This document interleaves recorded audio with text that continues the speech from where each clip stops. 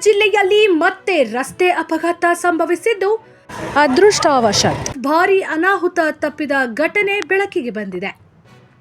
ಕೋಲಾರದಿಂದ ತೆರ್ನಹಳ್ಳಿಗೆ ತೆರಳುತ್ತಿದ್ದ KSRTC bus ಚಾಲಕನ ನಿಯಂತ್ರಣ ತಪ್ಪಿ ರಸ್ತೆ ಬದಿಯ ಹಳ್ಳಕ್ಕೆ ಬಿದ್ದಿದೆ. ಈ ಘಟನೆ ರೋಜರ್ನಹಳ್ಳಿ ಗೇಟ್ ಸಮೀಪ ಈ ಘಟನೆ ಸಂಭವಿಸಿದ್ದು ಸ್ಥಳೀಯರಲ್ಲಿ ಕೆಲ ಕಾಲ ಆತಂಕ ಮೂಡಿಸಿತು. ಅಪಘಾತಕ್ಕೆ ಮುಖ್ಯ ಕಾರಣವಾಗಿ ಮಧ್ಯ ರಸ್ತೆಯಲ್ಲಿ ಐಸ್ ಕ್ರೀಂ ಆಟೋ ಅಡ್ಡಿಯಾಗಿ ಚಲಿಸಿದ ಘಟನೆ ಎನ್ನಲಾಗಿದೆ. ಆಕಸ್ಮಿಕವಾಗಿ ಎದುರಾದ ಈ ಪರಿಸ್ಥಿತಿಯಲ್ಲಿ ಬಸ್ ಚಾಲಕ ನಿಯಂತ್ರಣ ಕಳೆದುಕೊಂಡು ಹಳ್ಳಕ್ಕೆ ಇಳಿದಿದ್ದಾನೆ. ಬಸ್ನಲ್ಲಿ ಪ್ರಯಾಣಿಸುತ್ತಿದ್ದ ಪ್ರಯಾಣಿಕರು ಭಯಭೀತರಾದರೂ ಅದೃಷ್ಟವಶಾತ್ ಯಾವುದೇ ಪ್ರಾಣಾಪಾಯ ಸಂಭವಿಸಿಲ್ಲ.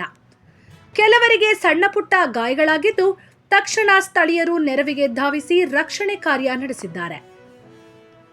ಘಟನೆಯ ಮಾಹಿತಿ ತಿಳಿದು ಸ್ಥಳಕ್ಕೆ ಪೊಲೀಸರು ಭೇಟಿ ನೀಡಿ ಪರಿಶೀಲನೆ ನಡೆಸಿದ್ದು ಹೆಚ್ಚಿನ ತನಿಖೆ ಕೈಗೊಂಡಿದ್ದಾರೆ. ಈ ಘಟನೆ ಶ್ರೀನಿವಾಸಪುರ ಪೊಲೀಸ್ ಠಾಣಾ ವ್ಯಾಪ್ತಿಯಲ್ಲಿ ನಡೆದಿದೆ.